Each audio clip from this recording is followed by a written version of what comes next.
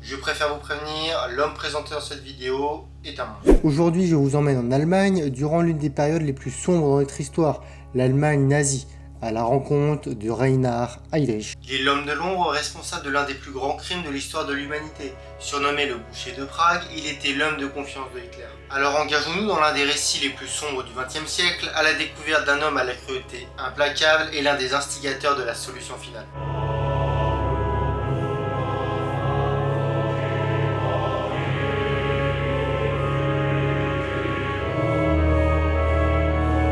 C'est le 7 mars 1904, à Halle, une ville de ce qui était alors l'Empire allemand, que naît le benjamin d'une fratrie de 3 enfants, le jeune Reinhard Heydrich. Comme beaucoup d'enfants issus de la moyenne bourgeoisie, il est élevé de manière stricte dans une ambiance nationaliste où la fidélité absolue au Kaiser est la règle. Car oui, pour rappeler le contexte, à la veille de la Première Guerre mondiale, l'Allemagne est un empire puissant, dirigé par le Kaiser Guillaume II. Avant même l'apparition du nazisme, le jeune Reinhard est témoin d'antisémitisme, car soupçonné d'être juif, son père est la cible de nombreuses injures, faisant naître dans le cœur du jeune homme une obsession pour la pureté de la race. Pour ne rien arranger, la fin de la Première Guerre mondiale par la capitulation de l'Allemagne plongea les Heydrich dans la misère, tout comme des millions de foyers allemands. Donnant naissance à la légende du coup de poignard dans le dos, selon laquelle les traîtres de l'arrière, notamment les juifs et les communistes, auraient trahi une armée allemande invaincue. De nombreuses familles allemandes, comme les Heydrich, adhèrent à cette théorie, vecteur de l'engagement des futurs nazis et de nombreux groupes ultranationalistes. Après avoir terminé ses études en 1922,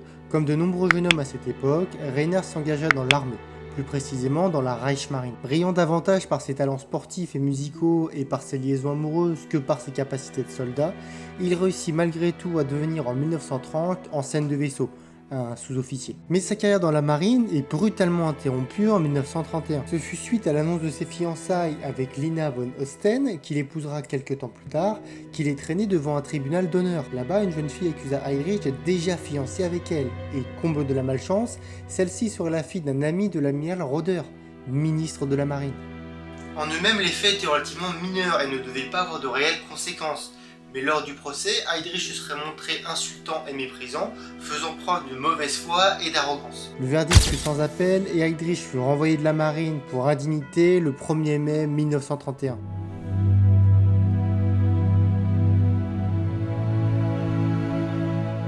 Désormais marié à Lina von Osten, cette dernière nationale-socialiste convaincue va tout faire pour pousser son chômeur d'époux à postuler pour les SS, une branche paramilitaire du groupe nazi. Ce groupe, récemment fondé par Himmler, sert de garde du corps personnel à Hitler et aux autres membres éminents du parti. Mais Himmler en veut plus et veut faire de la SS la force d'élite du parti. Et ça tombe bien car un homme va bientôt faire son entrée. Se présentant à Himmler le même jour que son renvoi, Heydrich fit donc ses premiers pas au sein du parti. Recherchant principalement un officier du renseignement capable de créer un service secret au sein de la SS, ce ne fut pas tellement la formation d'opérateur radio de Heydrich, acquis durant ses années de marine, qui convaincut le chef de la SS, mais plutôt son apparence aryenne et son attitude charismatique. Himmler crée en 1931 le SD. Je vous mets le nom complet juste en dessous, beaucoup trop compliqué pour que je le dise sans l'écorcher. Ce nouveau service monta rapidement en puissance et servit notamment à collecter des renseignements tout d'abord sur les policiers infiltrés dans le parti nazi, ainsi que sur les ennemis de celui-ci, mais aussi et surtout sur les membres du parti nazi en lui-même et de l'ASA.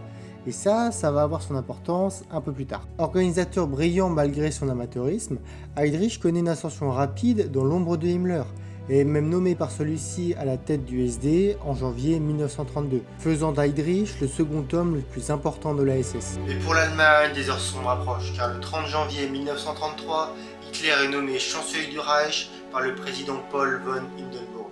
Et cette réussite, Heydrich n'y est pas pour rien. C'est en effet lui et Himmler, avec l'aide de la SS, qui montèrent de toutes pièces la menace d'une tentative de coup d'État des communistes, obligeant Hindenburg à nommer Hitler à la tête de la chancellerie pour préserver la sécurité nationale. Pari réussi pour les nazis. Possédant désormais une position privilégiée au sein de la SS, Heydrich va transformer la police d'État en un instrument de terreur contre les opposants politiques.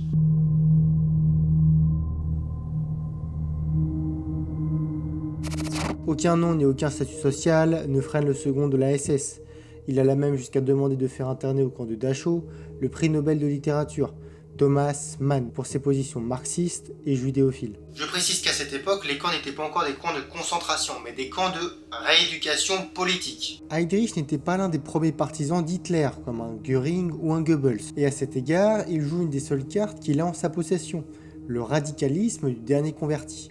Mais on va revenir sur son fanatisme un peu plus tard. Au cours de l'année 1934, Heydrich est l'un des partisans de la Nuit des longs couteaux, qui débouche sur l'élimination de la SA en tant que force politique et qui permet à la SS de dépendre directement du Führer. On fera peut-être un jour une vidéo traitant particulièrement de cet épisode parce qu'il y a vraiment plein de choses intéressantes à dire. Débarrassé de ce rival gênant, la SS prit petit à petit le commandement des forces de police du Reich, devenant l'appareil de sécurité principal du nouveau régime, un État dans l'État. C'est le 9 novembre 1938 que va se dérouler le premier acte important d'antisémitisme de la SS et de Heydrich. C'est à la suite de l'assassinat d'un secrétaire de l'ambassade allemande Ernst von Raft par un juif polonais que Hitler missionna Himmler à Heydrich d'organiser de sanglantes représailles, le pogrom de la Nuit de Cristal. Sur l'ensemble du territoire du Reich, de nombreuses synagogues, commerces et entreprises gérées par des juifs furent saccagées. Une centaine de juifs furent assassinés ou moururent des suites de leurs blessures et près de 70 000 furent déportés dans des camps de concentration.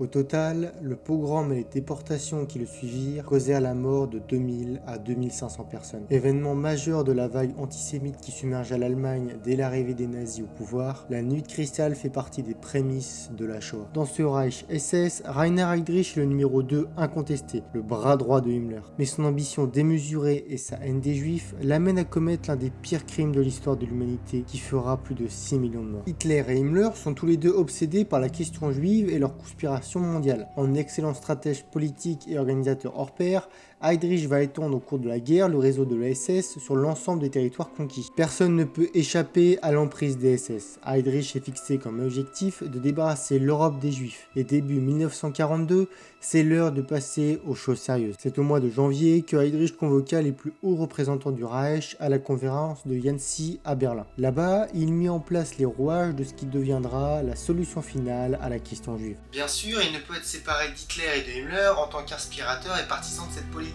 Mais c'est lui qui prendra certaines des mesures décisives de radicalisation pour le macabre résultat que l'on connaît. Tenez, pour vous dire à quel point il était investi dans cette extermination, selon l'historien allemand Eberhard Jäckel, l'architecte suprême du génocide ne fut pas Himmler mais Heydrich.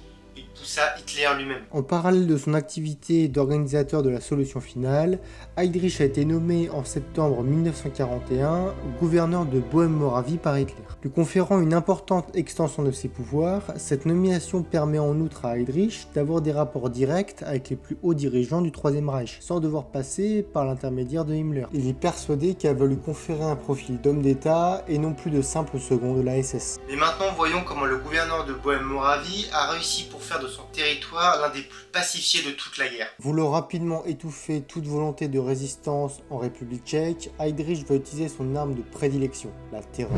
Pour cela, il prononce pas moins de 400 condamnations à mort en 3 mois, met en place les travaux forcés dans les usines d'armement et évidemment continue sa chasse aux juifs. La simple déportation ne convenant plus à l'objectif nazi, les SS de Heydrich entreprirent la construction d'un camp d'un nouveau type à Belzec, un camp qui deviendra un symbole de terreur, les camps d'extermination. Sous la supervision du SS Hakenholt, ce fut plus de 500 000 juifs qui furent assassinés par asphyxie dans les chambres à gaz du camp. Un premier pas vers l'horreur. La mise en place de cette opération portera le nom de son auteur, Action Reinhardt.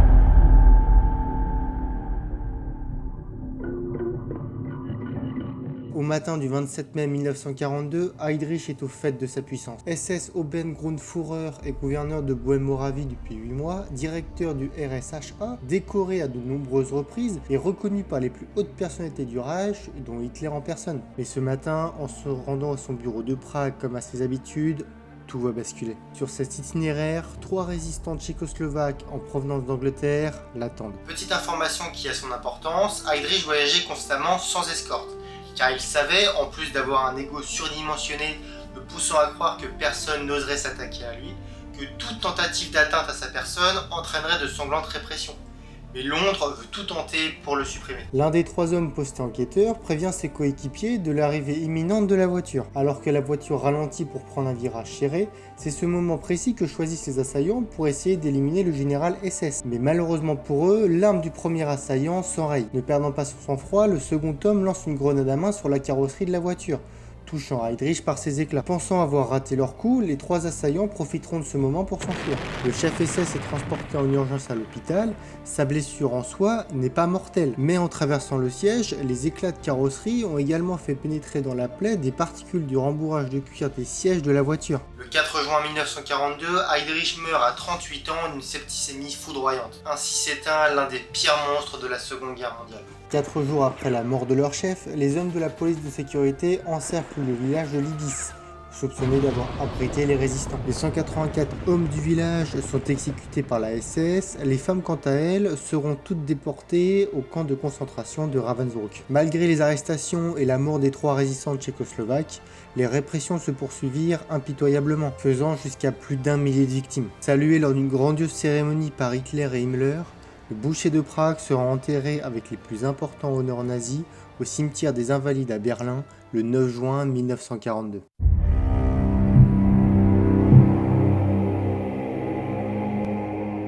Sa mort prématurée aura laissé un important vide au sein de la direction nazie. Son influence, son caractère impitoyable et son important sens de l'organisation ont fait de lui l'un des hommes les plus puissants et craints du Troisième Reich. Le constat laisse penser que si l'opération Anthropoïde n'avait pas réussi, l'ambitieux Heydrich aurait pu continuer à grimper les échelons de la hiérarchie nazie jusqu'à atteindre le sommet. Mais son ombre néfaste a continué à prospérer après sa disparition. La structuration des SS, de la Gestapo et du SD a fait de cet organisme un modèle de terreur d'État jamais égalé. L'ensemble de ces polices d'État ont continué à fonctionner avec une efficacité et une impitoyabilité millimétrées, poursuivant toujours plus dans l'horreur de la solution finale. L'héritage de Heydrich est celui d'un architecte de la terreur et des génocides. Si d'autres dirigeants nazis comme Hitler, Himmler ou Goebbels reviennent majoritairement dans nos mémoires comme responsables de l'Holocauste, le rôle de Heydrich dans la mise en place des instruments de l'horreur nazie fait de lui l'un des hommes les plus importants et surtout l'un des plus coupables des horreurs commises par le Troisième Reich. Merci d'avoir regardé la vidéo, pensez au like, aux commentaires, à vous abonner, j'espère que la vidéo vous a plu et moi je vous donne rendez-vous pour de prochains épisodes.